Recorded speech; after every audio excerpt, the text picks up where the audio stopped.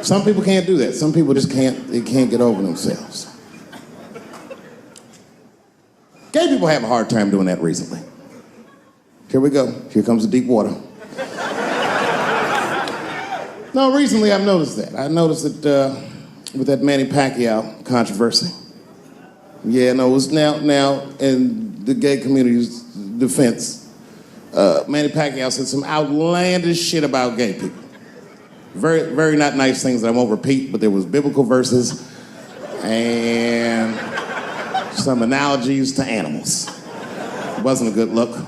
Nike took his shoes immediately, which I thought was a little harsh.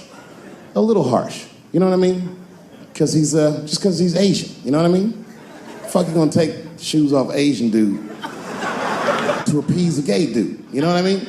No? You don't know what I mean. But Asian people kind of know what I mean. No? No Asians in the front? No? No, this is what I mean. Okay, look. Okay, you're Asian dude. No, I say this with no disrespect, but we're all Americans, right? And we can agree that America has a huge body count all over the world, but nowhere more than Asia. Literally, if you look at history, recently, we have bombed the masculinity out of an entire continent. We dropped 2 atomic bombs on fucking Japan, and they've been drawing Hello Kitty and shit ever since. There's a lot of lady boys in the wake of our bombs. And I know these things because my wife is Asian. She's Filipino. All right, well, okay, so that explains it. Now you know why you see me at all those Filipino events. I'm not there picking up pussy, I'm dropping some off.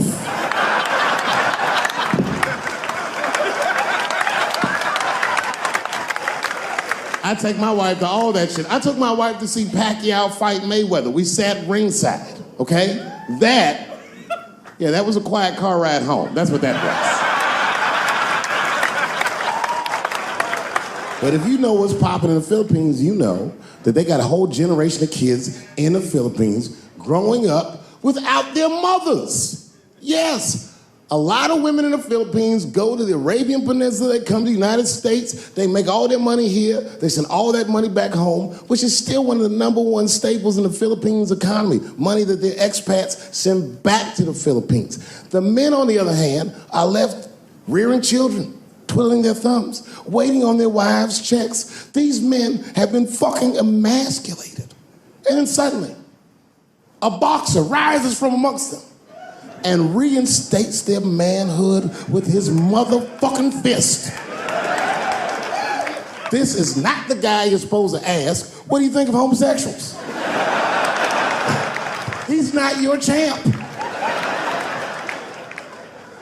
Shit. That's why I don't have a sneaker deal, because if you say something that people don't like, they'll take your fucking shoes off. If Martin Luther King had a sneaker deal, we'd still be on the back of the bus.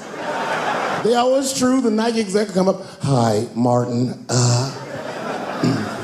we need you to tone down the talk of civil rights and blacks being humans. It's upsetting our southern distributors. But I don't understand. I thought that's why I had a sneaker deal in the first place. Not quite. Really, it's a walking shoe, and we like the marching, but try to understand. Fuck that shit. You know, I get it, though. I understand why gay people are mad, and I empathize. You know what? And I'm just telling you, this is a black dude. I support your movement, but if you want to take some advice from a Negro, pace yourself. These things take a while. Just because they passed the law doesn't mean they're gonna like you. Because Brown versus the Board of Education was in 1955. Somebody called me a nigga in traffic last Wednesday. It's so long, it takes a minute.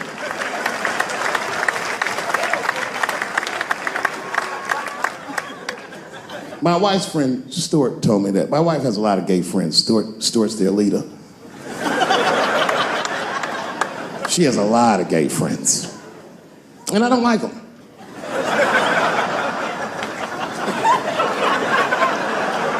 Not because they're gay, I'm just judging them on the merits of their character. They're just not nice dudes. They're fucking rude house guests. They're sitting on my couch, giggling with my wife, eating my motherfucking macaroons. And I come in, they act like the party's over. Hey, Stuart, what's going on? This guy talks to me the way a cat would speak if a cat could talk. Hi, David.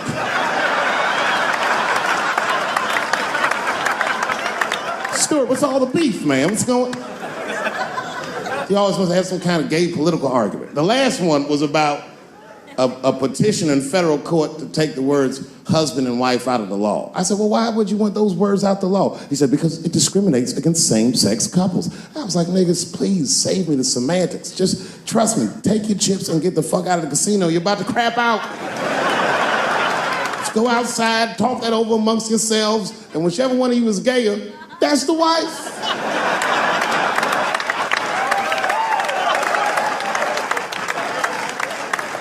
No, Stuart didn't like that. Stuart educates me about this movement, you know what I mean? I didn't even know shit about it. He told me it's called LGBTQ.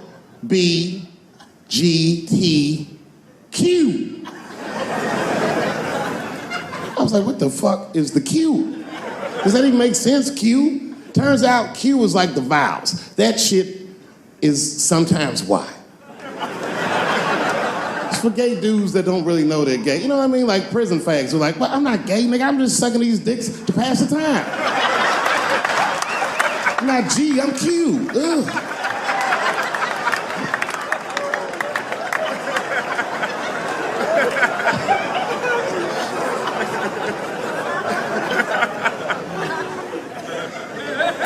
I think, okay, again, of all those letters, the T has the toughest road ahead. In fact, I think the T should stand for tough road ahead. They've got the longest mental gap to bridge. That's all I'm saying. Because, you know, whenever I see one of them T's on the street, I don't mind them, but I'll be like, man, I miss Bruce. I'm sorry, guys. I'm 42. I remember Bruce Jenner. Before the Kardashians, before all that, this motherfucker was a white American superhero. It was amazing. He was beating Africans at track and field. We'd never seen anything like it. He was on my cereal box growing up. You know how much of that cereal I ate, nigga? I didn't know he was gonna do that.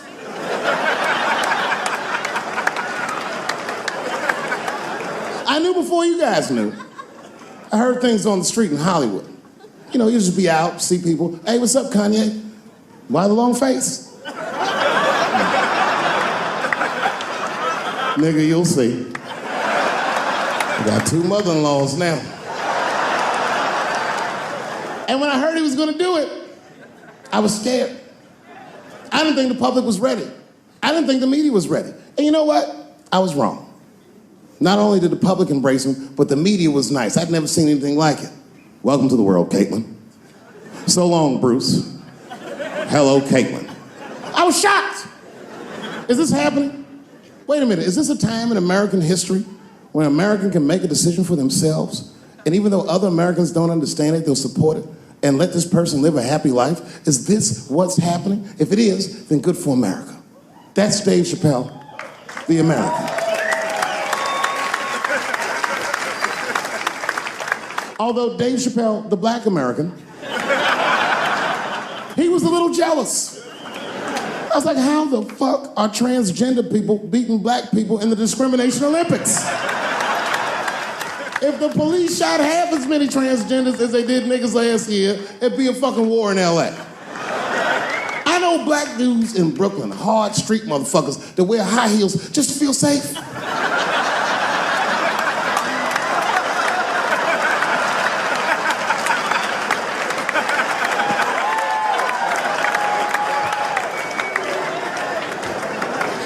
Transgenders are gangsters. I used to do business with a transgender in Hollywood. Man, everybody would be scared of her in the boardroom. She'd walk in there, newly minted woman, high heels, purse. Wouldn't say anything to us, just walk around the conference table looking mean as shit.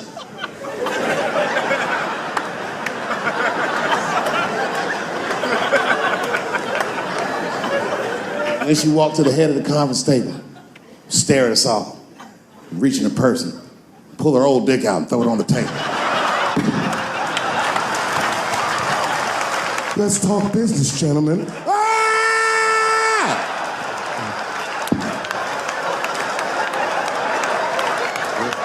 Shit is scary as fuck. If your best friend pitched that to you, you'd be horrified. Yo, nigga, let's go to the hospital and cut our dicks off and make pussies out of them shits. What?